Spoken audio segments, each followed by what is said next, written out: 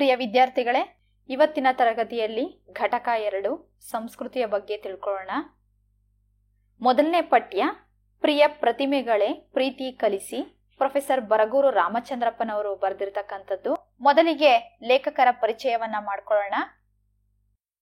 ಲೇಖಕರ ಪರಿಚಯ: ಡಾಕ್ಟರ್ ಬರಗೂರು ರಾಮಚಂದ್ರಪ್ಪ, ಜನ್ಮ ವರ್ಷ 1946, ಬೆಂಗಳೂರು ವಿಶ್ವವಿದ್ಯಾಲಯದ ಕನ್ನಡ ವಿಭಾಗದ ಪ್ರಾಧ್ಯಾಪಕರಾಗಿ ನಿವೃತ್ತರಾಗಿದ್ದಾರೆ.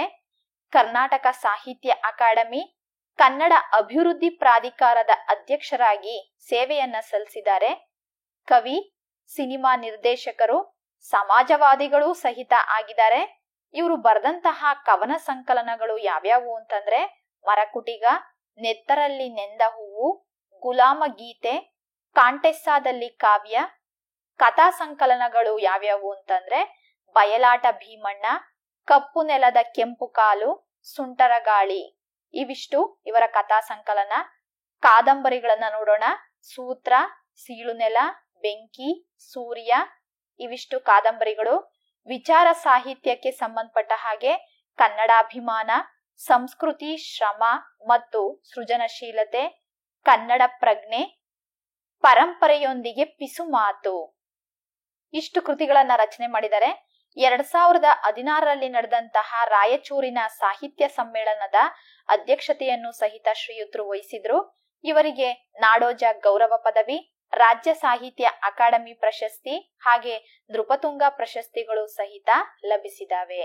ವಿದ್ಯಾರ್ಥಿಗಳೇ, ಇದಿಷ್ಟುನು ನಮ್ಮ ಹೆಮ್ಮೆಯ ಲೇಖಕರಾದಂತಹ ಡಾಕ್ಟರ್ ಬರಗೂರು ರಾಮಚಂದ್ರಪ್ಪನವರ ಕಿರುಪರಿಚಯ. ಈಗ ನಾವು ಪಾಠಕ್ಕೆ ಸಂಬಂಧಪಟ್ಟ ಹಾಗೆ ಪ್ರವೇಶ ಭಾಗವನ್ನ ನೋಡೋಣ. ನಂತರ ನೇರವಾಗಿ ಗದ್ಯವನ್ನ ತಿಳ್ಕೊಳ್ಳೋಣ. ಪ್ರವೇಶಿಕೆ: ಪ್ರಿಯ ಪ್ರತಿಮೆಗಳೇ ಪ್ರೀತಿ ಕಲಿಸಿ, ಇದು ಆಗದಿದ್ದರೆ ಜನಸಾಮಾನ್ಯರಿಗೆ ಹೇಳಬೇಕೆನ್ನಿಸುತ್ತದೆ. ಮೊದಲಿಗೆ ಲೇಖಕರು ಹೇಳ್ತಾ ಇದ್ದಾರೆ, ಪ್ರೀತಿಯ ಪ್ರತಿಮೆಗಳೇ. ಪ್ರತಿಮೆ ಅಂತಂದ್ರೆ ವಿಗ್ರಹ, ಬೊಂಬೆ. ಆಂಗ್ಲ ಭಾಷೆಯಲ್ಲಿ ನಾವು ಸ್ಟ್ಯಾಚ್ಯೂ ಅಂತ ಹೇಳ್ತೀವಿ. ಆ ಪ್ರತಿಮೆಗಳಿಗೆ ಇವರು ಬೇಡಿಕೆಯನ್ನ ಇಡ್ತಾ ಇದ್ದಾರೆ. ಪ್ರೀತಿಯ ಪ್ರತಿಮೆಗಳೇ, ನೀವು ಪ್ರೀತಿಸುವುದನ್ನ ನಮ್ಮ ಜನರಿಗೆ ಕಲಿಸ್ಕೊಡಿ. ಒಂದ್ ವೇಳೆ ನಿಮ್ಮಿಂದ ಆಗದೆ ಇದ್ರೆ, ಈ ಕೆಲಸ ಆಗದೆ ಇದ್ರೆ ನಾನು ಜನಸಾಮಾನ್ಯರಿಗೇನೆ ಹೇಳ್ಬೇಕು ಅಂತ ಅನ್ಕೊಂಡಿದೀನಿ ಅಂತ ಹೇಳ್ತಾರೆ. ಈ ಪ್ರತಿಮೆಗಳನ್ನ ಪ್ರತಿಮಾ ಗೃಹಕ್ಕೆ ಸೇರಿಸಿ ಅಂತ ಹೇಳ್ತಾರೆ. ನಾವು ನಮ್ಮ ನಗರಗಳಲ್ಲಿ ಕೆಲವೊಂದು ವೃತ್ತಗಳಿಗೆ, ಬೀದಿಗಳಿಗೆ ವ್ಯಕ್ತಿಗಳ ಪ್ರತಿಮೆಗಳನ್ನ ಮಾಡಿ ನಿಲ್ಸಿರ್ತೀವಿ, ಹೌದಲ್ವಾ? ಅವು ಪ್ರೀತಿಯನ್ನ ಬೆಳೆಸೋದ್ರ ಬದಲಾಗಿ ವೈಷಮ್ಯವನ್ನ ಬೆಳೆಸ್ತಾ ಇದ್ದಾವೆ. ಮೊದಲಿಗೆ ಅಂತ ಪ್ರತಿಮೆಗಳನ್ನ ಪ್ರತಿಮಾ ಗೃಹಕ್ಕೆ, ಅಂದ್ರೆ ಪ್ರತಿಮೆಗಳು ಇಡುವಂತಹ ಮನೆ ಏನಿರುತ್ತೋ ಅಲ್ಲಿಗೆ ತಗೊಂಡೋಗಿ ಸೇರಿಸ್ಬಿಡಿ ಅಂತ ಹೇಳ್ತಾರೆ. ಭಾಸಕವಿ, ಈತ ಸಂಸ್ಕೃತದ ಪ್ರಸಿದ್ಧ ನಾಟಕಕಾರ ಆಗಿದ್ದಾರೆ. ಈ ಭಾಸಕವಿ ತನ್ನ ಪ್ರತಿಮಾ ನಾಟಕದಲ್ಲಿ ಒಂದು ಅಪೂರ್ವವಾದಂತಹ ಸನ್ನಿವೇಶವನ್ನ ವರ್ಣನೆ ಮಾಡ್ತಾನೆ. ಅದೇನು ಅಂತ ಅಂದ್ರೆ, ಅದರಲ್ಲಿ ಭರತನಿಗೆ ದಶರಥನ ನಿಧನದ ಸುದ್ದಿಯನ್ನ ಪ್ರತಿಮೆ ಸ್ಥಾಪನೆಯ ಹಿಂದಿರುವ ಕಾರಣದ ಮೂಲಕ ತಿಳಿಯಪಡಿಸ್ತಾನೆ. ಇವತ್ತು ಪ್ರತಿಮೆಗಳು ಬೀದಿಗೆ ಬಂದು ಜನರ ಭಾವನೆಗಳನ್ನ ಕೆರಳಿಸುವ ಮಾಧ್ಯಮಗಳಾಗ್ಬಿಟ್ಟಿದಾವೆ. ಜೊತೆಗೆ ಪ್ರತಿಮೆಯಾಗಿರುವ ಮಹಾತ್ಮನ ಘನತೆಯನ್ನೇ ಕುಗ್ಗಿಸ್ತಾ ಇದ್ದಾವೆ, ಕಡಿಮೆ ಮಾಡ್ತಾ ಇದ್ದಾವೆ. ತಿರುವಳ್ಳುವರ್ ತಮಿಳು ಭಾಷೆಯ ಪ್ರಸಿದ್ಧ ಸಂತ ಕವಿಯಾಗಿದ್ದಾರೆ ಇವರು. ನಮ್ಮಲ್ಲಿ ಸರ್ವಜ್ಞ ಕವಿ ಹೇಗೋ ಹಾಗೇನೆ ತಮಿಳಿನಲ್ಲಿ ತಿರುವಳ್ಳುವರ್ ಕವಿ. ಶಿವಾಜಿ ಪ್ರತಿಮೆಗಳ ಪ್ರಕರಣಗಳನ್ನ ಈ ಗದ್ಯ ಪಾಠದಲ್ಲಿ ನೆನಪಿಸ್ಕೊಳ್ತಾರೆ.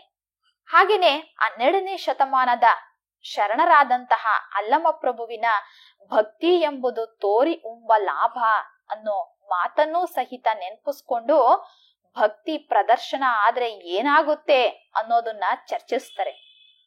ಪ್ರಭುತ್ವ ನಮ್ಮ ಮನವಿಯನ್ನ ಆಲಿಸುವುದಿಲ್ಲ. ಪ್ರತಿಮೆಗಳೇ, ನೀವೇ ಜನರಿಗೆ ಪ್ರೀತಿಯನ್ನ ಕಲಿಸಿ ಅಂತ ಅನ್ನೋದು ಲೇಖಕರ ಅಳಲು. ಲೇಖಕರು ಬಹಳ ದುಃಖದಿಂದ ಈ ಮಾತನ್ನ ಹೇಳ್ತಾ ಇದ್ದಾರೆ. ಈ ಇಷ್ಟೂ ವಿಚಾರಗಳನ್ನ ನಾವು ಕೂಲಂಕುಷವಾಗಿ ಈ ಗದ್ಯ ಪಾಠದಲ್ಲಿ ತಿಳ್ಕೊಳ್ತಾ ಹೋಗೋಣ. ಹಾಗಾದ್ರೆ ನಾವಿವಾಗ ಗದ್ಯ ಭಾಗವನ್ನ ನೋಡ್ತಾ ಹೋಗೋಣ. ಭಾಸಕವಿಯ ಪ್ರತಿಮಾ ನಾಟಕದಲ್ಲಿ ಒಂದು ಅಪೂರ್ವ ಸನ್ನಿವೇಶವಿದೆ.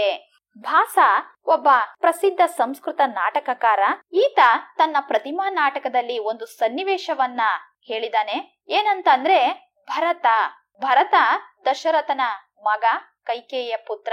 ಭರತನು ಪ್ರತಿಮಾ ಗೃಹವನ್ನ ಪ್ರವೇಶ ಮಾಡ್ತಾನೆ. ಅಂತ ಅಂದ್ರೆ ಪ್ರತಿಮೆಗಳು ಇರ್ತಕ್ಕಂತಹ ಮನೆ, ಅದ್ರೊಳಕ್ಕೆ ಹೋಗ್ತಾನೆ. ಆ ಗೃಹದಲ್ಲಿ ಇರ್ತಕ್ಕಂತಹ ಒಂದೊಂದೇ ಪ್ರತಿಮೆಗಳನ್ನ ನೋಡ್ತಾ ಹೋಗ್ತಾ ಇರ್ಬೇಕಾದ್ರೆ ಕೊನೆಯಲ್ಲಿ ದಶರಥನ ಪ್ರತಿಮೆ ಕಾಣಿಸ್ಬಿಡುತ್ತೆ. ಆತ ನಿಂತ್ಕೊಂಡು ಒಂದೇ ಸಮನೆ ನೋಡ್ತಾನೆ, ಇದೇನು ತನ್ನ ತಂದೆಯ ಪ್ರತಿಮೆ ಇದೆಯಲ್ವಾ ಅಂತ ಅನ್ಬಿಟ್ಟು. ಪ್ರತಿಮೆಗಳನ್ನ ತೋರಿಸ್ತಾ ಇದ್ದಂತಹ ಆ ದೇಗುಲಿಗ ಇರ್ತಾನಲ್ವಾ, ಅವನನ್ನ ಕೇಳ್ತಾನೆ ಭರತ, ಇಲ್ಲಿ ಬದುಕಿರುವವರ ಪ್ರತಿಮೆಗಳನ್ನ ನಿಲ್ಲಿಸ್ತಾರಿಯೇ ಪ್ರಶ್ನೆ ಮಾಡ್ತಾನೆ. ಆಗ ದೇಗುಲಿಗ ಇಲ್ಲ ಅಂತ ಚುಟುಕಾಗಿ ಉತ್ತರ ಕೊಡ್ತಾನೆ, ಚಿಕ್ಕದಾಗಿ ಇಲ್ಲ ಅಂತ ಉತ್ತರ ಹೇಳ್ತಾನೆ. ಭರತನಿಗೆ ತನ್ನ ತಂದೆ ದಶರಥನ ನಿಧನದ ವಿಷಯ ಗೊತ್ತಾಗೋದು ಹೀಗೇನೇನೆ. ನೇರವಾಗಿ ನಿಧನದ ಸುದ್ದಿಯನ್ನ ಮುಟ್ಟಿಸಲಾಗದ ಸನ್ನಿವೇಶವನ್ನ ಭಾಸಕವಿ ನಿರ್ವಹಿಸಿರುವಂತಹ ರೀತಿ ಅನನ್ಯವಾದದ್ದು, ಅಂದ್ರೆ ಅದ್ವಿತೀಯವಾದದ್ದು. ಹೌದಲ್ವಾ? ಅಷ್ಟು ತಂದೆಯನ್ನ ಪ್ರೀತಿಸ್ತಾ ಇದ್ದಂತಹ ಮಗ ನೇರವಾಗಿ ಆ ವಿಷಯವನ್ನ ಹೇಳ್ಬಿಟ್ರೆ ಆತನಿಗೆ ಆಘಾತ ಆಗ್ಬೋದು, ಸಹಿಸೋದಿಕ್ ಆಗದೆ ಇರ್ಬೋದು. ಅದಕ್ಕೆ ಭಾಸಕವಿ ಯಾವ ರೀತಿ ತಂದೆಯ ಸಾವಿನ ಸುದ್ದಿಯನ್ನ ಮಗನಿಗೆ ತಿಳಿಸ್ತಾನೆ ಅಂತ ಅನ್ನೋದನ್ನ ನಾವಿಲ್ಲಿ ಗಮನಿಸಬಹುದು. ಇಲ್ಲಿರ್ತಕ್ಕಂತಹ ದಶರಥನ ಪ್ರತಿಮೆ ಭರತನಿಗೆ ತಂದು ಕೊಡುವ ಅನುಭವದ ಒಂದು ಸಂದರ್ಭವನ್ನ ಭಾಸಕವಿ ಅತ್ಯಂತ ಸೂಕ್ಷ್ಮವಾಗಿ ನಿರ್ವಹಿಸಿದ್ದಾನೆ. ಹೌದಲ್ವಾ?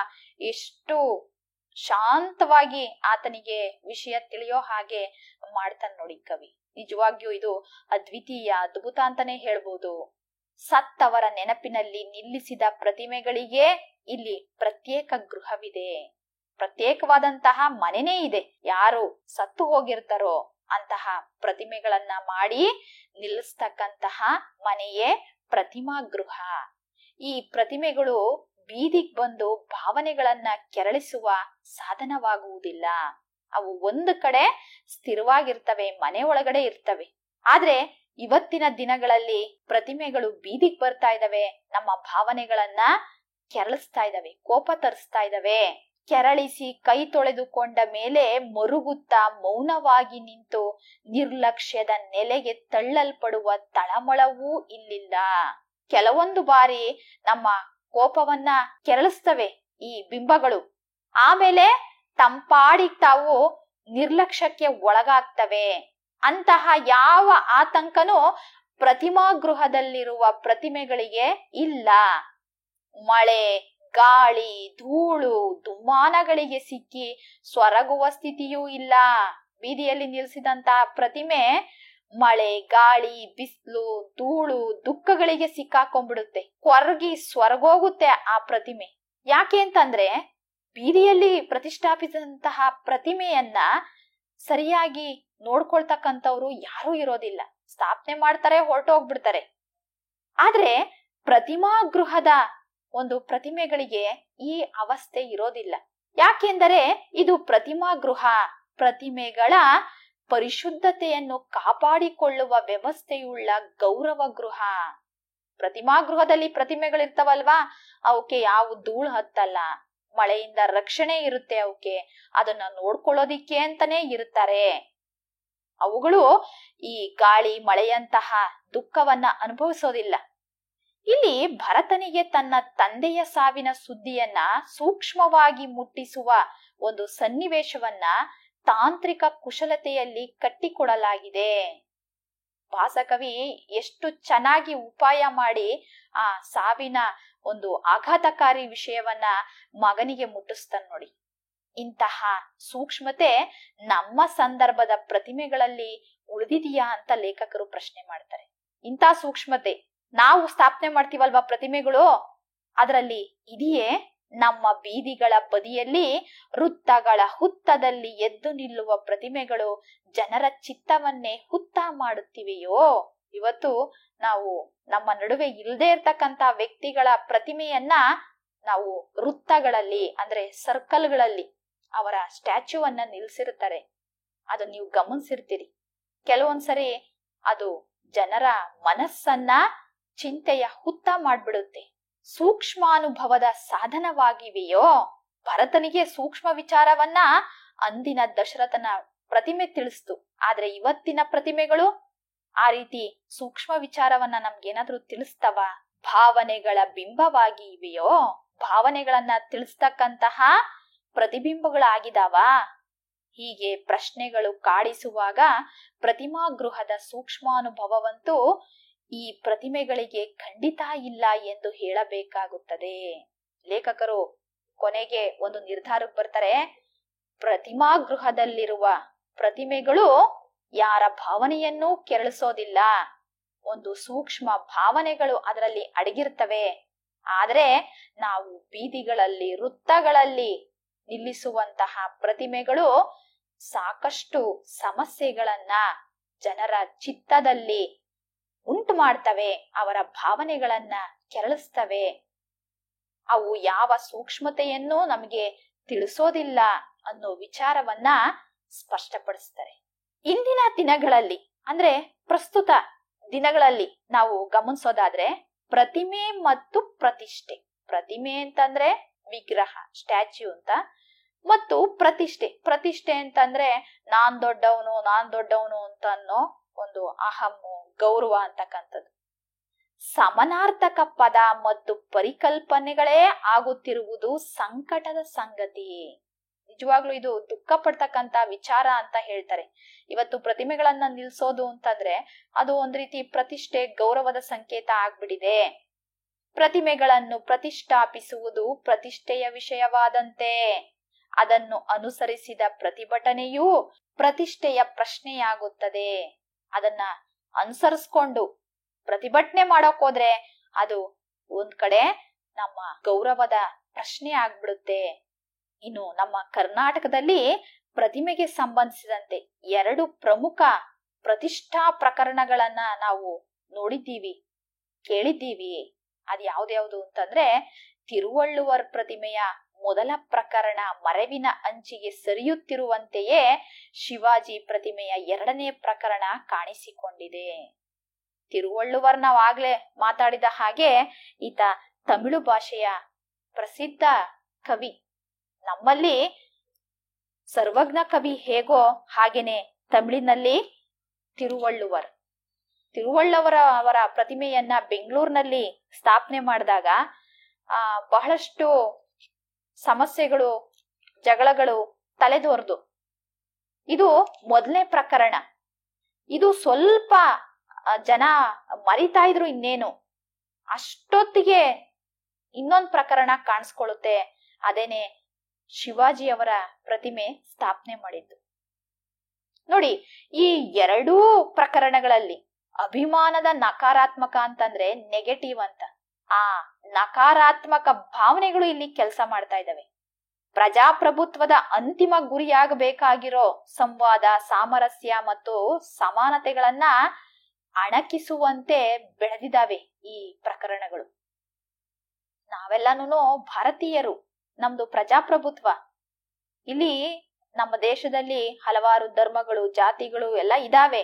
ಇದ್ರೂ ಸಹಿತ ನಮ್ಮ ಅಂತಿಮ ಗುರಿ ಏನು ಅಂತಂದ್ರೆ ನಮ್ಮಲ್ಲಿ ಒಗ್ಗಟ್ಟಿರ್ಬೇಕು, ಸಾಮರಸ್ಯ ಇರ್ಬೇಕು, ಹೊಂದಾಣಿಕೆ ಇರ್ಬೇಕು, ಜೊತೆಗೆ ಸಮಾನತೆ ಇರ್ಬೇಕು. ಇವನ್ನೆಲ್ಲ ಟೀಕೆ ಮಾಡೋ ತರ ಈ 2 ಪ್ರಕರಣಗಳು ಬೆಳೆದು, ಈ ಪ್ರಕರಣಗಳು ಕೊಳ್ಳಿದೆವ್ವು ತರ ನಮ್ಮನ್ನ ಕಾಡ್ತಾ ಇದ್ದಾವೆ. ಪ್ರತಿಮೆಗಳು ದೇವ್ರು ಅಥವಾ ದೆವ್ವ ಎರಡೂ ಆಗದೆ ಇರ್ಲಿ ಅನ್ನೋದು ನನ್ನಂತವರ ಅಪೇಕ್ಷೆ, ನನ್ನಂತವರ ಆಸೆ. ಪ್ರತಿಮೆಗಳು ದೇವರಾಗೋದು ಬೇಡ, ದೆವ್ವ ಆಗೋದು ಬೇಡ ಅನ್ನೋದು ನನ್ನಂತವರ ಇಷ್ಟ. ಪ್ರತಿಮೆಗಳನ್ನ ದೇವರನ್ನಾಗಿ ಮಾಡೋ ಜನರು ಅವುಗಳನ್ನ ದೇವರಂತೆಯೇ ದೂರವಿಟ್ಟು ಯಾಂತ್ರಿಕ ಭಕ್ತಿಯ ಪ್ರದರ್ಶನದಲ್ಲಿ ಕೈ ತೊಳ್ಕೊಳ್ಳೋ ಅಪಾಯ ಇರುತ್ತೆ. ಹೇಗೆ ಅಂದ್ರೆ, ನಾವು ದೇವರನ್ನ ಪೂಜಿಸ್ತೀವಿ, ಅದು ತೋರಿಕೆಯ ಭಕ್ತಿ, ಬೇರೆಯವ್ರು ನೋಡ್ಲಿ ಅಂತಕ್ಕಂಥದ್ದು ಭಕ್ತಿಯಾಗಿರುತ್ತೆ. ಅದನ್ನೇ ನಾವು ಯಾಂತ್ರಿಕ ಭಕ್ತಿ ಅಂತ ಹೇಳ್ತೀವಿ. ಪ್ರತಿಮೆಗಳನ್ನು ಹಾಗೇನೇನೆ ನಾವು ಪ್ರತಿಷ್ಠಾಪಿಸ್ತೀವಿ, ಅದನ್ನ ತೋರಿಸ್ಕೊಳ್ಳೋ ಭಕ್ತಿ ಅಂತ ಕರೀತಾರೆ. ಆ ರೀತಿ ಸ್ಥಾಪನೆ ಮಾಡ್ಬಿಟ್ಟು ಕೊನೆಗೆ ಕೈ ತೊಳ್ಕೊಂಡ್ಬಿಡೋದು. ಸ್ಥಾಪನೆ ಮಾಡಿದಾಗ ಸ್ವಲ್ಪ ದಿನ ಅಷ್ಟೇನೆ ಅದ್ರ ಬಗ್ಗೆ ಕಾಳಜಿ ಇರುತ್ತೆ, ಆಮೇಲೆ ಬಿಟ್ಟೇ ಬಿಡೋದು. ಇಲ್ಲ ಅಂತಂದ್ರೆ ದೇವ್ರ ಮೈ ಮೇಲೆ ಬಂದಂತೆ ಆಡ್ತಾ ಮೈ ಮರೆಯೋ ಸಂದರ್ಭ ಎದುರಾಗುತ್ತೆ. ಒಂದು ಸಂಪೂರ್ಣವಾಗಿ ಬಿಟ್ಟೇ ಬಿಡೋದು, ಇಲ್ಲ ದೇವ್ರ ಮೈ ಮೇಲೆ ಬಂದಾಗ ಹೇಗ್ ಆಡ್ತಾನೋ ಮನುಷ್ಯ ಆ ರೀತಿ ಸದಾ ಆ ಮೈ ಮರಿತಕ್ಕಂತ ಸಂದರ್ಭ. ಹೀಗಾಗಿ ಪ್ರತಿಮೆಗಳು ಬಯಲಿಗೆಳೆದ ಭಕ್ತಿ ಪ್ರದರ್ಶನಗಳು ಆಗ್ಬಿಡ್ತವೆ. ಭಕ್ತಿ ಅಂತ ಅನ್ನೋದು ತೋರಿ ಉಂಬ ಲಾಭ ಅನ್ನೋ ಅಲ್ಲಮ ಪ್ರಭುವಿನ ಮಾತು ಸಮಕಾಲೀನ ಸಂದರ್ಭದಲ್ಲಿ ಶ್ರೀರಾಮನಿಂದ ಹಿಡಿದು ಎಲ್ಲಾ ಪ್ರತಿಮೆಗಳ ಪ್ರತಿಷ್ಠೆಗೆ ಸಲ್ಲುವ ವ್ಯಾಖ್ಯಾನ ಆಗ್ಬಿಡುತ್ತೆ ಅಂತ ಲೇಖಕರು ಅಭಿಪ್ರಾಯ ಪಡ್ತಾರೆ. ಇಲ್ಲಿ ಅಲ್ಲಮ ಪ್ರಭುವಿನ ಮಾತನ್ನ ನಾವು ವಿವರಿಸ್ಬೇಕಾಗತ್ತೆ. ಏನು ಅಂತಂದ್ರೆ ಅಲ್ಲಮ ಪ್ರಭುಗಳು ಹೇಳ್ತಾರೆ, ಭಕ್ತಿ ಅಂತ ಅನ್ನೋದು ತೋರಿ ಉಂಬ ಲಾಭ ಅಂತ ಅನ್ನೋದು. ಅಂದ್ರೆ ಇವತ್ತು ಹೇಗಾಗ್ಬಿಟ್ಟಿದೆ ಅಂತಂದ್ರೆ, ಕೆಲವು ಸ್ವಾರ್ಥಿಗಳು ಬೂಟಾಟಿಕೆಯ ಭಕ್ತಿಯನ್ನ ಪ್ರದರ್ಶನ ಮಾಡ್ತಾರೆ, ಲಾಭವನ್ನ ಅವ್ರು ಪಡ್ಕೊಳ್ತಾರೆ. ಇದೇ ಮಾತಿನ ಅರ್ಥ. ಇವತ್ತಿನ ಸಂದರ್ಭದಲ್ಲಿ ಶ್ರೀರಾಮಚಂದ್ರನಿಂದ ಹಿಡಿದು ಎಲ್ಲಾ ಪ್ರತಿಮೆಗಳ ಪ್ರತಿಷ್ಠೆಗೆ ಸರಿ ಹೊಂದತಕ್ಕಂತಹ ಸಾಲು ಇದು. ಇನ್ನು ನಿರ್ದಿಷ್ಟ ಪ್ರತಿಮೆಯ ವಿರೋಧಗಳಿಗೆ ಆಯಾ ಪ್ರತಿಮೆ ದೇವರಾಗಿ ಕಾಣೋದಿಕ್ಕೆ ಸಾಧ್ಯ ಇಲ್ಲ. ನಿಜವಾದ ಸಂಗತಿ ವಿಚಾರ ಏನು ಅಂತಂದ್ರೆ, ಯಾವ ಪ್ರತಿಮೆನೂ ಅಷ್ಟೇನೆ ತನಗ್ ತಾನೇ ದೇವರಾಗಿರೋದಿಲ್ಲ, ಹಂಗಂತ ದೆವ್ವನೂ ಆಗಿರೋದಿಲ್ಲ. ಅದಕ್ ಸಂಬಂಧಪಟ್ಟವರು ಸೃಷ್ಟಿ ಮಾಡ್ಬಿಡ್ತಾರೆ ಸಂದರ್ಭಗಳನ್ನ. ಆದ್ರೆ ಬಡಪಾಯಿ ಪ್ರತಿಮೆಗಳು ದೇವರಾಗಿ ದೆವ್ವವಾಗಿ ಪರಿವರ್ತನೆ ಆಗ್ಬಿಡ್ತವೆ. ಜನನೇ ಇದನ್ನೆಲ್ಲ ಸೃಷ್ಟಿ ಮಾಡ್ತಕ್ಕಂಥದ್ದು. ಪ್ರತಿಮೆಗಳನ್ನ ದೇವ್ರು ಮಾಡೋದು ಜನನೇನೆ, ದೆವ್ವವಾಗಿ ಮಾಡ್ತಕ್ಕಂಥದ್ದುನು ಜನಗಳೇನೇನೆ. ವಿದ್ಯಾರ್ಥಿಗಳೇ, ನಿಮ್ಗೆ ಈ ಭಾಗದಲ್ಲಿ 5 ಅಂಕಗಳಿಗೆ ಪ್ರಮುಖವಾದ ಪ್ರಶ್ನೆ ಬರುತ್ತೆ. ಪ್ರತಿಮಾ ಗೃಹದ ಪ್ರತಿಮೆಗೂ ವೃತ್ತದ ಹುತ್ತದಲ್ಲಿ ಎದ್ದು ನಿಲ್ಲುವ ಪ್ರತಿಮೆಗೂ ವ್ಯತ್ಯಾಸವೇನು? ಇವು ಅಭಿವ್ಯಕ್ತಿಸುವ ಸೂಕ್ಷ್ಮ ಅನುಭವವೇನು ಅಂತ ಕೇಳ್ತಾರೆ. ಅದಕ್ಕೆ ಸಂಬಂಧಪಟ್ಟ ಹಾಗೆ ನೀವು ಇಲ್ಲಿರ್ತಕ್ಕಂತಹ ಉತ್ತರವನ್ನ ಬರೀಬೇಕಾಗತ್ತೆ. ಹಾಗೇನೆ ಇನ್ನೊಂದು ಪ್ರಶ್ನೆ ಇದೆ ಈ ಭಾಗಕ್ಕೆ ಸಂಬಂಧಪಟ್ಟ ಹಾಗೆ. ತಿರುವಳ್ಳುವರ್ ಮತ್ತು ಶಿವಾಜಿ ಪ್ರತಿಮೆಗಳ ಪ್ರಕರಣಗಳಿಂದ ತಿಳಿದು ಬರುವ ಅಂಶಗಳ್ಯಾವುವು ಅಂತ. ಇದು ಕೂಡ 5 ಅಂಕಗಳಿಗೆ ಇರ್ತಕ್ಕಂಥದ್ದು. ಈ ಒಂದು ವಿಚಾರವನ್ನ ನೀವು ಬರಿಬೇಕಾಗತ್ತೆ. 2 ಪ್ರಕರಣಗಳನ್ನ ಲೇಖಕರು ಇಲ್ಲಿ ಪ್ರಸ್ತಾಪಿಸ್ತಾರಲ್ವಾ, ಅದನ್ನ ಬರೀರಿ. ಅದಾದ್ಮೇಲೆ ಮತ್ತೊಂದು ಪ್ರಶ್ನೆ ಇದೆ ಅಲ್ಲಮ್ಮ ಪ್ರಭುಗಳ ವ್ಯಾಖ್ಯಾನಕ್ಕೆ ಸಂಬಂಧಪಟ್ಟ ಹಾಗೆ. ಪ್ರತಿಮೆಗಳ ಸ್ಥಾಪನೆಗೆ ಸಂಬಂಧಿಸಿದಂತೆ ಅಲ್ಲಮನ ಭಕ್ತಿ ಎಂಬುದು ತೋರಿ ಉಂಬ ಲಾಭ. ಈ ಮಾತಿನ ಮರ್ಮ ಏನು, ಈ ಮಾತಿನ ಅರ್ಥ ಏನು ಅಂತ ಕೇಳ್ತಾರೆ. ನಾವೀಗಾಗ್ಲೇನೆ ಈ ವಿಚಾರದ ಬಗ್ಗೆ ಚರ್ಚೆ ಮಾಡಿದೀವಿ. ಇಲ್ಲಿರ್ತಕ್ಕಂತ ಉತ್ತರವನ್ನ ನೀವು ಬರೀಬೇಕಾಗತ್ತೆ. ಲೇಖಕರು ಹೇಳಿದ್ರು, ಒಂದು ಪ್ರತಿಮೆಯನ್ನ ದೇವರಾಗಿ ದೆವ್ವವಾಗಿ ಮಾಡ್ತಕ್ಕಂಥದ್ದು ಆ ಸಂದರ್ಭ, ಜನರು ಅದನ್ನ ಮಾಡ್ತಕ್ಕಂಥದ್ದು ಅಂತ ಅನ್ಬಿಟ್ಟು. ಒಟ್ನಲ್ಲಿ ಈ ವಿಚಾರ ಸರಿನೋ ತಪ್ಪೋ, ಕರ್ನಾಟಕದ ಮುಂಚೂಣಿಯ ಕನ್ನಡಿಗರಲ್ಲಿ ಅನ್ಯ ಭಾಷಿಕರ ಪ್ರಾಬಲ್ಯದ ಬಗ್ಗೆ ಅಸಹನೆ ಬೆಳೀತಾ ಇದೆ ಇವತ್ತಿನ ಸಂದರ್ಭದಲ್ಲಿ. ಅಂತಂದ್ರೆ ಬೇರೆ ಭಾಷೆಯ ಜನರೇ ನಮ್ಮಲ್ಲಿ ಹೆಚ್ಚಾಗ್ತಾ ಇದ್ದಾರೆ ಅನ್ನೋ ವಿಚಾರ ನಮ್ಮ ಕನ್ನಡಿಗರ ಮನಸ್ಸಿನಲ್ಲಿ ಹೆಚ್ಚಾಗಿ ಕಾಡ್ತಾ ಇದೆ. ಇಂಥ ಸಂದರ್ಭದಲ್ಲಿ ರಾಷ್ಟ್ರ ಪ್ರೇಮದ ಹೆಸರಿನಲ್ಲಿ ಶಿವಾಜಿ ಪ್ರತಿಮೆಯನ್ನ ಅನಾವರಣಗೊಳಿಸೋ ಅಗತ್ಯ ಇರ್ಲಿಲ್ಲ ಅಂತ ಅಭಿಪ್ರಾಯ ಪಡ್ತಾರೆ. ಅದರಲ್ಲೂ ಈ ಹಿಂದೆ ತಿರುವಳ್ಳುವರ್ ಪ್ರತಿಮೆಯ ಪ್ರಕರಣ ಉಂಟು ಮಾಡಿದ ವಿವಾದವನ್ನ ನೆನಪಿಸ್ಕೊಂಡಾದ್ರೂ ಪ್ರತಿಮೆ ಮತ್ತು ಪ್ರತಿಷ್ಠೆಗೆ ನಂಟು ಅಂದ್ರೆ ಸಂಬಂಧ ಬೆಳೆಸ್ಬೇಕಾಗಿರ್ಲಿಲ್ಲ. ತಿರುವಳ್ಳುವರ ಅವರ ಪ್ರತಿಮೆಯನ್ನ ಪ್ರತಿಷ್ಠಾಪನೆ ಮಾಡ್ದಾಗ್ಲೇನೆ ಭಾರಿ ವಿವಾದಗಳು ಎದ್ದಿತ್ತು. ನೀವ್ ಅದನ್ನ ಲೇಖನಗಳಲ್ಲೆಲ್ಲಾನು ತಿಳ್ಕೊಳ್ಬಹುದು ಹೆಚ್ಚಿನ ವಿಚಾರವನ್ನ. ಅದು ಸ್ವಲ್ಪ ಜನರ ಮನಸ್ಸಿನಿಂದ ಮರೆ ಆಗ್ತಿತ್ತು. ಅಷ್ಟ್ರಲ್ಲಿ ನೋಡಿ ಶಿವಾಜಿ ಪ್ರತಿಮೆಯನ್ನ ಸ್ಥಾಪನೆ ಮಾಡಿ ಮತ್ತೆ ಒಂದು ಜಗಳ ದ್ವೇಷಕ್ಕೆ ಈ ಪ್ರತಿಮೆ ಪ್ರತಿಷ್ಠಾಪನೆ ಅಂತಕ್ಕಂಥದ್ದು ಕಾರಣ ಆಗತ್ತೆ. ಕನ್ನಡ ಪರವಾಗಿ ಹೋರಾಟ ಮಾಡ್ತಾ ಇರ್ತಕ್ಕಂಥವ್ರಿಗೆ ಪ್ರತಿಮೆಗಳು ಮಾತ್ರವೇ ಪ್ರತಿಷ್ಠೆಯ ಪ್ರಶ್ನೆ ಆಗ್ಬಾರದು ಅನ್ನೋ ಖಚಿತವಾದ ಅಭಿಪ್ರಾಯವನ್ನ ಹೊಂದಿರ್ತಕ್ಕಂಥವ್ರು ಬರಗೂರು ರಾಮಚಂದ್ರಪ್ಪನವರು. ಕನ್ನಡ ಪರವಾಗಿ ಹಲವಾರು ಸಂಘ ಸಂಸ್ಥೆಗಳು, 100 ಸಾವಿರಾರು ಜನರು ಹೋರಾಟ ಮಾಡ್ತಾ ಇದ್ದಾರೆ.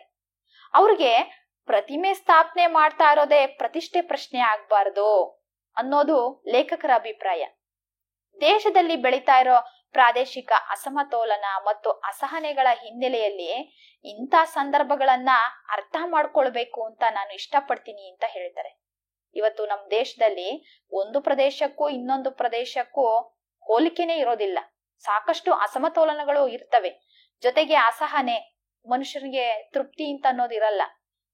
ಈ ಒಂದು ಹಿನ್ನೆಲೆಯಲ್ಲಿ ನೋಡೋದಾದ್ರೆ ಈ ಪ್ರತಿಮೆಗಳ ಸ್ಥಾಪನೆಯ ಸಂದರ್ಭಗಳನ್ನ ಅರ್ಥ ಮಾಡ್ಕೊಳ್ಬೇಕಾಯ್ತು ನಮ್ ಕನ್ನಡಿಗರು ಅಂತ ಹೇಳ್ತಾರೆ. ತಿರುವಳ್ಳುವರ್ ಮತ್ತೆ ಶಿವಾಜಿ ಪ್ರತಿಮೆಯ ವಿರೋಧ ಒಂದೇನೆ ಕನ್ನಡಾಭಿಮಾನವನ್ನ ಪ್ರಕಟಿಸುವ ಸಾಧನ ಅಲ್ಲ ಅನ್ನೋದು ನಿಜಾನೇನೆ. ಕೇವಲ ಅವೆರಡು ಪ್ರತಿಮೆಯನ್ನ ಸ್ಥಾಪನೆ ಮಾಡಿದ್ನೇ ಇಟ್ಕೊಂಡು ಕನ್ನಡಾಭಿಮಾನವನ್ನ ಪ್ರದರ್ಶನ ಮಾಡ್ಬೇಕಾಗಿಲ್ಲ. ಬೇರೆ ವಿಚಾರಗಳೆಲ್ಲ ಸಾಕಷ್ಟಿದಾವೆ. ಆದ್ರೆ ಪ್ರತಿಮೆಗಳ ಪ್ರತಿಷ್ಠಾಪಕರು ಭಾಷೆ ಮತ್ತು ಸಂಸ್ಕೃತಿಯ ಪ್ರಜ್ಞೆಯನ್ನ ಪ್ರದರ್ಶನದ ಮಟ್ಟಕ್ಕೆ, ಸ್ಥೂಲ ಸಂಕೇತದ ಮಟ್ಟಕ್ಕೆ ಇಳಿಸ್ತಾ ಇದ್ದಾರೆ ಅಂತ ಅಭಿಪ್ರಾಯ ಪಡ್ತಾರೆ. ಯಾರು ಪ್ರತಿಮೆಗಳನ್ನ ಸ್ಥಾಪನೆ ಮಾಡಕ್ ಹೋಗ್ತಾರಲ್ವಾ, ಅವ್ರೇನ್ ಮಾಡ್ತಾರೆ, ಭಾಷೆ ಮತ್ತೆ ಸಂಸ್ಕೃತಿಯ ಪ್ರಜ್ಞೆಯನ್ನ ತಮ್ಮ ಮನಸ್ಸಿನಲ್ಲಿ ಇಟ್ಕೋಬೇಕು. ಅದಕ್ ಬದಲಾಗಿ ನಾನು ಪ್ರತಿಮೆಯನ್ನ ಸ್ಥಾಪನೆ ಮಾಡ್ತೀನಿ ಅಂತ ಆ ಮಟ್ಟಕ್ಕೆ ಹೋಗ್ಬಾರದು. ಇದಕ್ಕನುಗುಣವಾಗಿ ಪ್ರತಿಭಟನೆಯ ಸ್ವರೂಪವು ಸ್ಥೂಲ ಸಂಕೇತದ ನೆಲೆ ಪಡೆಯುತ್ತದೆ. ಆಗ ಪ್ರತಿಭಟನಾಕಾರರು ಸಹಿತ ಇದನ್ನ ಪ್ರತಿರೋಧಿಸೋದಕ್ಕೆ ಪ್ರಾರಂಭ ಮಾಡ್ತಾರೆ. ಆದ್ದರಿಂದ ಕನ್ನಡಿಗರ ಪ್ರತಿಭಟನೆಗೆ ಇರುವ ಮಿತಿಗಳನ್ನ ಮಾತ್ರ ತಿಳಿಸಿ ಪ್ರತಿಮೆ ಸ್ಥಾಪನೆಯ ಸಾಮಾಜಿಕ, ಸಾಂಸ್ಕೃತಿಕ, ಆರ್ಥಿಕ ನೆಲೆಗಳನ್ನ ಬಯಲಿಗೆಳೆಯದೇ ಇರೋದು ತಪ್ಪಾಗ್ಬಿಡುತ್ತೆ. ಯಾರು ಪ್ರತಿಮೆಯನ್ನ ಸ್ಥಾಪನೆ ಮಾಡಕ್ ಹೋಗ್ತಾರೋ ಅವರು ಸಮಾಜದ ಬಗ್ಗೆ ಯೋಚನೆ ಮಾಡ್ಬೇಕು, ನಮ್ಮ ಸಂಸ್ಕೃತಿ, ಆ ನೆಲದ ಹಿನ್ನೆಲೆ ಬಗ್ಗೆ ಯೋಚನೆ ಮಾಡ್ಬೇಕು, ಮತ್ತೆ ಹಣಕಾಸಿನ ವಿಚಾರಗಳನ್ನ ಯೋಚನೆ ಮಾಡ್ಬೇಕು. ಇದನ್ನೆಲ್ಲಾನು ನಾನು ಈ ಸಮಯದಲ್ಲಿ ಮಾತಾಡದೆ ಇದ್ರೆ ತಪ್ಪಾಗುತ್ತೆ ಅಂತ ನಮ್ಮ ಬರಗೂರು ಅವರು ಹೇಳ್ತಾರೆ. ಇನ್ನೊಂದು ವಿಚಾರ ಏನು ಅಂತ ಅಂದ್ರೆ, ಈಗ ಬೆಂಗಳೂರು ನಗರದಲ್ಲೇನೆ ಗಾಂಧೀಜಿ, ಅಂಬೇಡ್ಕರ್, ನೆಹರು ಮುಂತಾದ ರಾಷ್ಟ್ರ ನಾಯಕರ ಪ್ರತಿಮೆಗಳನ್ನ ಪ್ರತಿಷ್ಠಾಪಿಸಿದಾಗ ನಮ್ಮ ಕನ್ನಡಿಗರು ಯಾರೂನು ವಿವಾದ ಮಾಡಿಲ್ಲ. ಅದನ್ನ ನಾವಿಲ್ಲಿ ನೆನಪಿಸ್ಕೊಳ್ಬೇಕು. ಈಗ್ಲೂ ಸಾಮಾನ್ಯ ಕನ್ನಡಿಗನಿಗೆ ಶಿವಾಜಿ ಪ್ರತಿಮೆಯ ವಿವಾದ ತಟ್ಟೋದು ಕಡಿಮೆನೇನೆ. ಈ ಅರ್ಥದಲ್ಲಿ ಸಾಮಾನ್ಯ ಕನ್ನಡಿಗನಿಗೆ ಇರುವ ಬದುಕಿನ ಹೋರಾಟ ಮತ್ತು ಜೀವನ ಪ್ರೀತಿಯ ಎದುರು ಈ ಪ್ರತಿಮೆಗಳು ಗೌಣವಾಗಿ ಬಿಡುತ್ತವೆ. ಗೌಣ ಅಂತಂದ್ರೆ ಲೆಕ್ಕಕ್ಕಿಲ್ದಂಗಾಗೋದು. ನಿಜವಾದ ಕನ್ನಡಿಗನಿಗೆ ಅವನಿಗೆ ದುಡಿಯೋದು, ತನ್ನ ಹೊಟ್ಟೆಗೆ ಬಟ್ಟೆಗೆ ನೋಡ್ಕೊಳ್ತಕ್ಕಂಥದ್ದು, ಇದೇ ಅವನಿಗೆ ದೊಡ್ಡ ಕೆಲಸ ಆಗಿದೆ, ದೊಡ್ಡ ಸಮಸ್ಯೆ ಆಗಿದೆ. ಅಂತದ್ರಲ್ಲಿ ಪ್ರತಿಮೆಗಳ ಬಗ್ಗೆ ಎಲ್ಲಾನು ಅವನು ವಿಚಾರ ಮಾಡಕ್ ಹೋಗಲ್ಲ, ಅವನ್ ತಲೆ ಕೆಡಿಸ್ಕೊಳ್ಳೋದಿಲ್ಲ. ನಮ್ಮ ಕರ್ನಾಟಕದಲ್ಲಿ 7 ಕೋಟಿ ಕನ್ನಡಿಗರಿದ್ದಾರೆ. ಇಷ್ಟು ಕೋಟ್ಯಾಂತರ ಕನ್ನಡಿಗರ ಮೂಲಭೂತ ಸಮಸ್ಯೆಗಳು ಅಂತಂದ್ರೆ ಊಟ, ಬಟ್ಟೆ, ಇರೋದಿಕ್ ಜಾಗ, ಇವನ್ನೆಲ್ಲ ಮೂಲಭೂತ ಸಮಸ್ಯೆಗಳು ಅಂತ ಕರಿತೀವಿ. ಕಚ್ಚಿ ತಿನ್ನುವ ಕರಾಳ ಹುತ್ತಗಳು ಬೇರೆನೇ ಇದಾವೆ. ಎಷ್ಟೋ ಜನ ಕನ್ನಡಿಗರಿಗೆ ಇರೋದಿಕ್ ನೆಲೆ ಇಲ್ಲ, ಹೊತ್ತೊತ್ತಿಗೆ ಊಟ ಇಲ್ಲ, ಕುಡಿಯೋದಿಕ್ಕೆ ಸರಿಯಾದ ನೀರಿಲ್ಲ. ಈ ರೀತಿ ಇರ್ಬೇಕಾದ್ರೆ ವೃತ್ತಗಳ ಹುತ್ತದಲ್ಲಿ ಹುಟ್ಟುವ ಕೃತಕ ಪ್ರತಿಮಾ ಪ್ರಕರಣಗಳು ಅವರ ಅಂತರಂಗವನ್ನ ಕಾಡ್ಸೋದಿಲ್ಲ. ಯಾವ್ದೋ ಸರ್ಕಲ್ ಅಲ್ಲಿ ಯಾರ್ದಾದ್ರೂ ಪ್ರತಿಮೆಯನ್ನ ಪ್ರತಿಷ್ಠಾಪನೆ ಮಾಡಿದ್ರೆ ಅದಕ್ಕೆ ಈ ಕನ್ನಡಿಗ ತಲೆ ಕೆಡಿಸ್ಕೊಳ್ಳೋದಿಲ್ಲ. ಯಾಕೆಂದ್ರೆ ಅವನು ಹೊಟ್ಟೆ ಬಟ್ಟೆಗೆನೆ ಅವನು ನೇರ ಇರೋದಿಲ್ಲ. ರಾಷ್ಟ್ರ ಪ್ರೇಮದ ಹೆಸರಿನಲ್ಲಿ ಶಿವಾಜಿ ಪ್ರತಿಮೆ ಪ್ರತಿಷ್ಠಾಪಿಸಿದಾಗ ರಾಷ್ಟ್ರ ಪ್ರೇಮ ಬೆಳೆಯೋದಿಕ್ಕೆ ಬದಲಾಗಿ ಬರಡಾಗೋದೇ ಹೆಚ್ಚು. ಬರಡಾಗೋದು ಅಂತಂದ್ರೆ ಬರಿದಾಗೋದು ಅಂತ, ಇಲ್ಲವಾಗೋದು ಅಂತ. ಅಂತೆಯೇ ಹೀಗೇನೆ ಪ್ರತಿಮೆಗಳು ಕನ್ನಡ ಹೋರಾಟದ ಪ್ರಮುಖ ಅಸ್ತ್ರ ಆಗ್ತಾ ಹೋದ್ರೆ ನಿಜವಾದ ಕನ್ನಡ ಕಾಳಜಿಯನ್ನ ನಾವು ಹಿಂದಕ್ ಸರಿಸ್ದಂಗೆ ಆಗ್ಬಿಡುತ್ತೆ. ಹೌದಲ್ವಾ? ನಾವ್ ಯಾವ ವಿಚಾರಕ್ಕಾಗಿ ಹೋರಾಟ ಮಾಡ್ಬೇಕೋ ಅದಕ್ಕೋಸ್ಕರ ಹೋರಾಟ ಮಾಡ್ಬೇಕೇ ಹೊರತು ಪ್ರತಿಮೆ ಪ್ರತಿಷ್ಠಾಪನೆಗಳಿಗೆಲ್ಲಾನು ನಾವು ನಮ್ಮ ಸಮಯವನ್ನ ವ್ಯರ್ಥ ಮಾಡಬಾರ್ದು ಅಂತ ಲೇಖಕರು ಅಭಿಪ್ರಾಯ ಪಡ್ತಾರೆ. ಅಂದ್ರೆ ಪ್ರತಿಮೆಗಳ ಪ್ರತಿಷ್ಠಾಪನೆ ಮಾಡುವವರು ಏಕಕಾಲಕ್ಕೆ ರಾಷ್ಟ್ರ ಪ್ರೇಮ ಮತ್ತು ಕನ್ನಡ ಪ್ರೇಮಗಳಲ್ಲಿ ಬಿರುಕನ್ನ ಉಂಟು ಮಾಡ್ತಾರೆ, ಜೊತೆಗೆ ಪರಸ್ಪರ ವಿರೋಧಿಯನ್ನ ಮಾಡ್ಬಿಡ್ತಾರೆ. ಒಬ್ರನ್ ಕಂಡ್ರೆ ಒಬ್ರಿಗೆ ಆಗಲ್ಲ, ಆ ರೀತಿ ಆಗೋಗ್ಬಿಡುತ್ತಿಲ್ಲಿ. ಫೆಡರಲ್ ಪದ್ಧತಿಯನ್ನ ಒಪ್ಕೊಂಡಂತಹ ನಮ್ಮ ದೇಶದ ರಾಜಕೀಯ ಸಂರಚನೆಯಲ್ಲಿ ಪ್ರಾದೇಶಿಕ ವೈಶಿಷ್ಟ್ಯಗಳೊಂದಿಗೆ ರಾಷ್ಟ್ರ ಪ್ರೇಮದ ಪರಿಕಲ್ಪನೆಯನ್ನು ಉಳಿಬೇಕಾಗತ್ತೆ. ಫೆಡರಲ್ ಪದ್ಧತಿ ಅಂತ ಅಂದ್ರೆ ಸಂಯುಕ್ತ ರಾಷ್ಟ್ರ ಅನ್ನೋ ಅರ್ಥ ಇದೆ. ಯಾರು ನಮ್ಮ ರಾಷ್ಟ್ರದ ಒಂದು ಪದ್ಧತಿಯನ್ನ ಒಪ್ಕೊಂಡಿರ್ತಾರೋ, ನಮ್ಮ ರಾಜಕೀಯ ಸಂರಚನೆಯಲ್ಲಿ ಪ್ರಾದೇಶಿಕ ವಿಶಿಷ್ಟತೆ ಅಂತ ಇರುತ್ತೆ, ವಿಶೇಷತೆ ಅಂತ ಅನ್ಬಿಟ್ಟು ಆಯಾ ಪ್ರದೇಶದ ವಿಶೇಷತೆಗಳೊಂದಿಗೆನೆ ರಾಷ್ಟ್ರ ಪ್ರೇಮದ ಪರಿಕಲ್ಪನೆಯನ್ನು ಉಳಿಬೇಕಾಗತ್ತೆ. ಪ್ರಾದೇಶಿಕತೆಯ ಮೂಲಕ ರಾಷ್ಟ್ರೀಯತೆಯನ್ನ ಅಂದ್ರೆ ನ್ಯಾಷನಾಲಿಟಿ ಅಂತ ಅನ್ಬಿಟ್ಟು, ಪ್ರಾದೇಶಿಕತೆಯ ಮೂಲಕ ರಾಷ್ಟ್ರೀಯತೆಯನ್ನ, ರಾಷ್ಟ್ರೀಯತೆಯ ಮೂಲಕ ಪ್ರಾದೇಶಿಕತೆಯನ್ನ ನೋಡೋ ಪ್ರಜ್ಞೆ ನಮ್ಮಲ್ಲೆಲ್ಲರೂ ಬೆಳಿಬೇಕಾಗಿದೆ. ನಾನು ಕನ್ನಡಿಗ, ಜೊತೆಗೆ ನಾನು ಭಾರತೀಯ, ನಾನು ಭಾರತೀಯ ಜೊತೆಗೆ ಒಂದು ಪ್ರದೇಶದ ಭಾಷೆಯ ಅಭಿಮಾನಿ. ಇವೆರಡೂ ಒಂದಕ್ಕೊಂದು ಪೂರಕವಾಗಿದ್ದಾವೆ. ನಾವು ಭಾರತದ ಯಾವುದೇ ರಾಜ್ಯದಲ್ಲಿ ವಾಸ ಮಾಡ್ತಾ ಇದ್ದೀವಿ ಅಂತಂದ್ರೆ ನಾವು ಈ ದೇಶಕ್ಕೆ ಸೇರಿದಂತವರು. ಅದನ್ನೇ ಇಲ್ಲಿ ಹೇಳ್ತಾ ಇರೋದು, ಪ್ರಾದೇಶಿಕತೆಯ ಮೂಲಕ ರಾಷ್ಟ್ರೀಯತೆಯನ್ನು ಅಂದ್ರೆ ನ್ಯಾಷನಾಲಿಟಿ ಅಂತ ಹೇಳ್ತೀವಿ. ರಾಷ್ಟ್ರೀಯತೆಯ ಮೂಲಕ ಪ್ರಾದೇಶಿಕತೆಯನ್ನ ನೋಡೋ ಒಂದು ಪ್ರಜ್ಞೆಯನ್ನ ನಾವು ಎಲ್ಲರೂ ಬೆಳೆಸ್ಕೊಳ್ಬೇಕಾಗಿದೆ.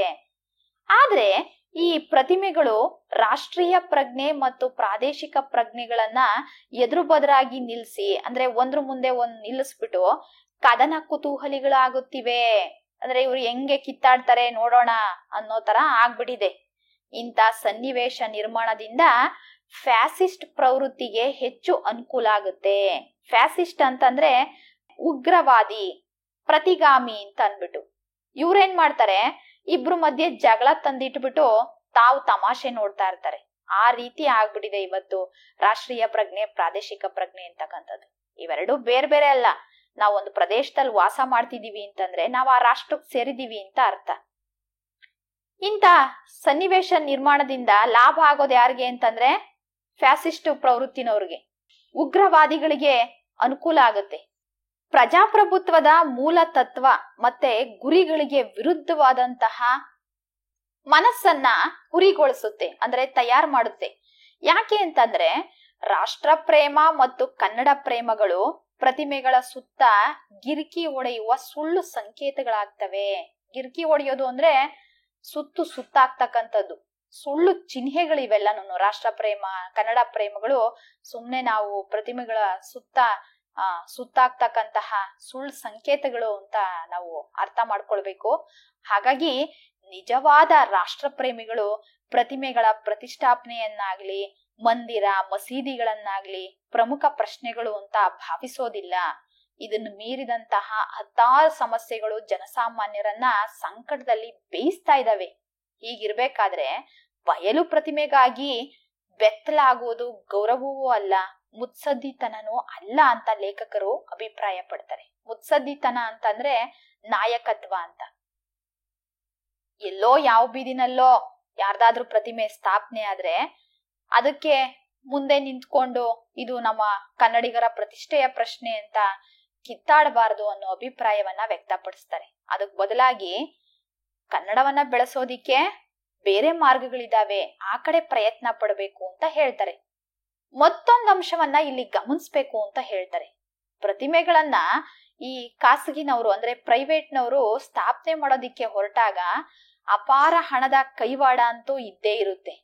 ಲಕ್ಷಾಂತರ ರೂಪಾಯಿಗಳನ್ನ ಸಂಗ್ರಹಿಸ್ತಾರೆ. ಆ ಸಂಗ್ರಹಿಸ್ತಕ್ಕಂತ ಶಕ್ತಿ ಇದ್ದೋರೆಲ್ಲ ತಮಗ್ ಬೇಕಾಗಿರೋ ಪ್ರತಿಮೆಗಳನ್ನ ಸ್ಥಾಪನೆ ಮಾಡೋ ಪ್ರಯತ್ನ ಮಾಡಬಹುದಾಗಿದೆ. ಹಣದ ಬಲ ಇರ್ತಕ್ಕಂಥವ್ರು ಅಂದ್ರೆ ಶ್ರೀಮಂತರು, ಹಾಗೇನೆ ಅಧಿಕಾರದ ಬೆಂಬಲ ಗಳಿಸುವುದು ಸುಲಭ ಆಗಿರೋ ಇವತ್ತಿನ ಸಂದರ್ಭದಲ್ಲಿ ಪ್ರತಿಮೆಗಳ ಸುಲಭ ಸ್ಥಾಪನೆಯ ಹಿಂದೆ ಖಾಸಗಿ ಬಂಡವಾಳದ ಬಲನೂ ಅಂದ್ರೆ ಶಕ್ತಿನೂ ಸಹಿತ ಇದೆ ಅಂತ ಅನ್ನೋದನ್ನ ನಾವ್ ಯಾವತ್ತೂ ಮರಿಬಾರ್ದು. ಹೌದಲ್ವಾ? ಪ್ರತಿಮೆ ಸ್ಥಾಪನೆ ಮಾಡ್ಬೇಕು ಅಂದ್ರೆ ಬಹಳಷ್ಟು ಹಣ ವ್ಯಯಿಸ್ಬೇಕಾಗತ್ತೆ, ಜೊತೆಗೆ ಅಧಿಕಾರದ ಬೆಂಬಲ ಬೇಕಾಗತ್ತೆ ಅಲ್ಲಿ ಸ್ಥಾಪನೆ ಮಾಡ್ತೀವಿ ಅಂತ ಅಂದ್ರೆ. ಇದನ್ನೆಲ್ಲ ಹಿನ್ನೆಲೆ ಇಟ್ಕೊಂಡೇನೆ ಅಲ್ಲಿ ಸ್ಥಾಪನೆ ಮಾಡ್ತಾರೆ. ಉಳ್ಳವರು ಶಿವಾಲಯವ ಮಾಡುವರು, ಬಡವ ನಾನೇನ ಮಾಡುವೆನಯ್ಯ ಅಂತ ಬಸವಣ್ಣವರು ಒಂದ್ ಮಾತೆ ಹೇಳ್ಬಿಟ್ಟಿದ್ದಾರೆ.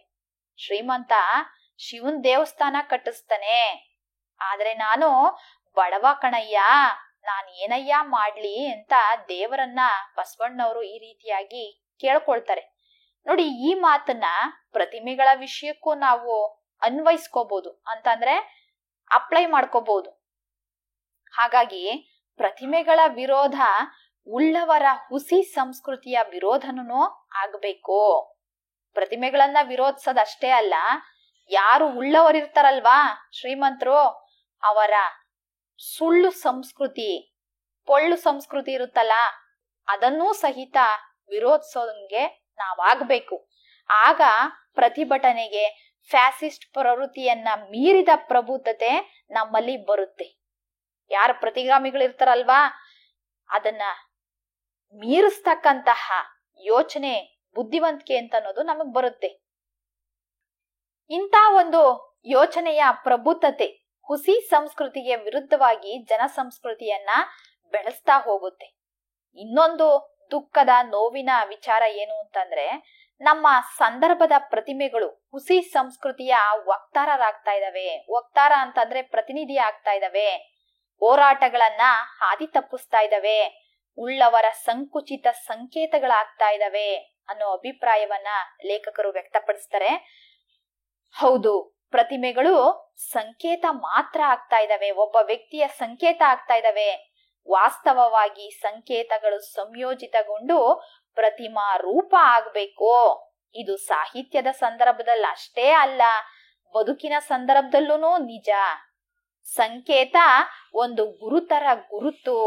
ಇಂಥ ಸಂಕೇತಗಳು ಬೆಳೆಯುತ್ತಾ ಪ್ರತೀಕವಾಗುತ್ತಾ ಪ್ರತಿಮಾ ರೂಪ ಪಡೆಯುವ ಪ್ರಕ್ರಿಯೆಯನ್ನ ನಾವು ಗಮನಿಸಿದಾಗ ಯಾವುದೇ ಪ್ರತಿಮೆ ಕೇವಲ ಗುರುತಿನ ಕೇಂದ್ರ ಆಗೋದಿಲ್ಲ, ನಮ್ಮ ಭಾವನೆಗಳನ್ನ ಒಗ್ಗೂಡಿಸಿದ ಪ್ರತೀಕ ಪ್ರಾಯವಾದ ಪ್ರಬುದ್ಧ ಬೆಳವಣಿಗೆಯಾಗಿರುತ್ತದೆ. ಸಮೂಹ ಸಂಬಂಧವನ್ನ ಅಂತರ್ಗತ ಮಾಡಿಕೊಂಡಿರುತ್ತದೆ. ನಮ್ಮ ಒಳಗೆ ನಾವು ಸರಿಯಾಗಿ ಅರ್ಥ ಮಾಡ್ಕೊಳ್ಬೇಕು. ಪ್ರತಿಮೆಗಳು ಕೇವಲ ನಮ್ಮ ಭಾವನೆಯನ್ನ ಕೆರಳಿಸಬಾರದು. ಅವ್ ಯಾವತ್ತೂ ಒಂದು ಗುರುತಿನ ಕೇಂದ್ರ ಆಗೋದಿಲ್ಲ. ನಮ್ಮ ಭಾವನೆಗಳನ್ನೆಲ್ಲ ಒಂದು ಕಡೆ ಸೇರಿಸಿದಾಗ ಪ್ರತೀಕ ಪ್ರಾಯವಾದ ಒಂದು ಪ್ರಬುದ್ಧ ಬೆಳವಣಿಗೆ ಅಂದ್ರೆ ಉನ್ನತವಾದಂತಹ ಆಲೋಚನೆ ನಮ್ಮೊಳಗೆ ಸೇರ್ಕೊಂಡಿರುತ್ತೆ.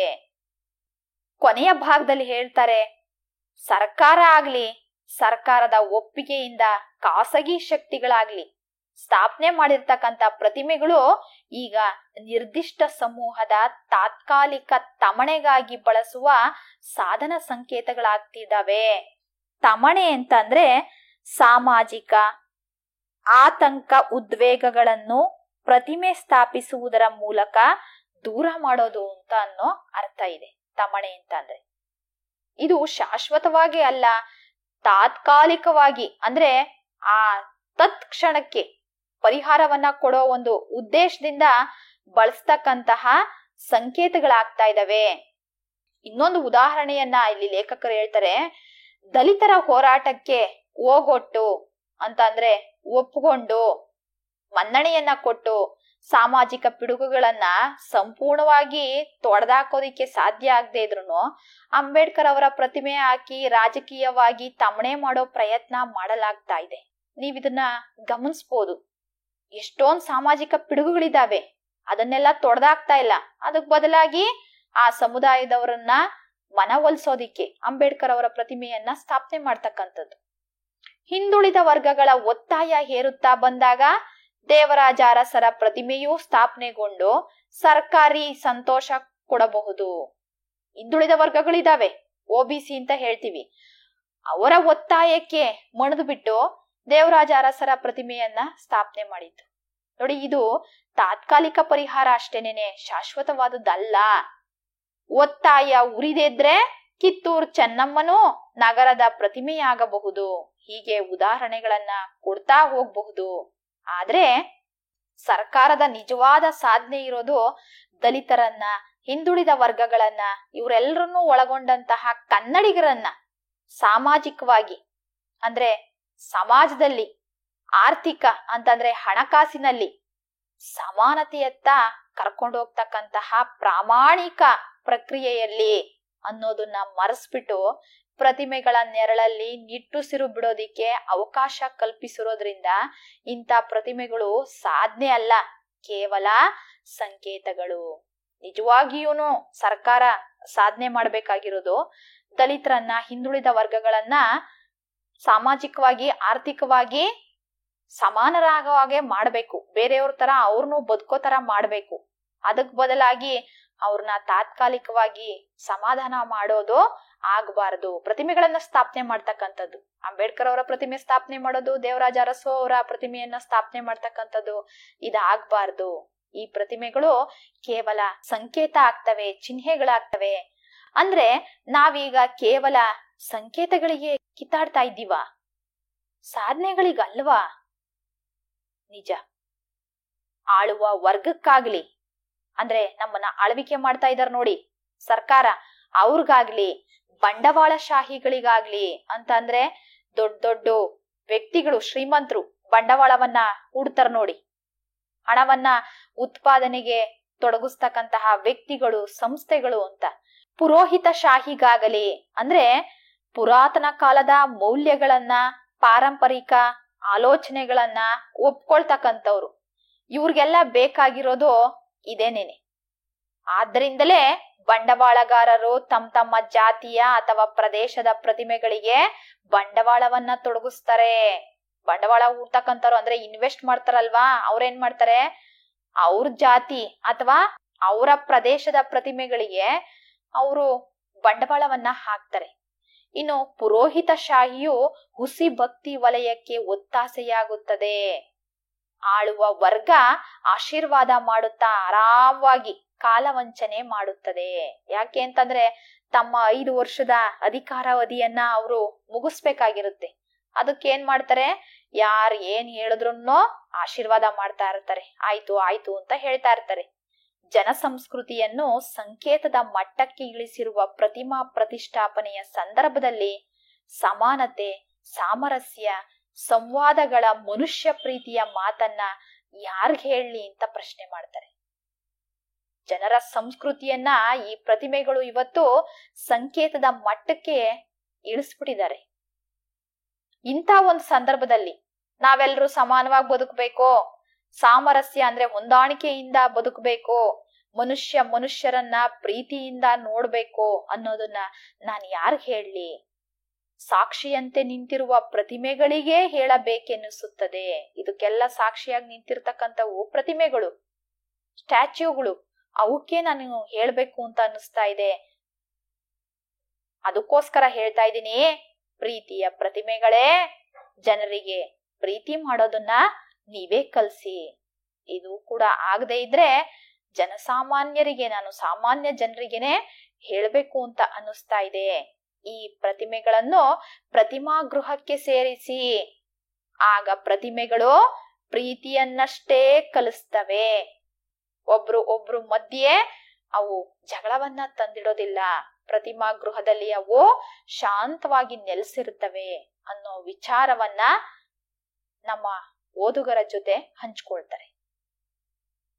ವಿದ್ಯಾರ್ಥಿಗಳೇ, ಈ ಭಾಗ ಏನಿದೆ ಇದು 10 ಅಂಕದ ಪ್ರಶ್ನೆಯನ್ನ ಕೇಳ್ತಾರೆ.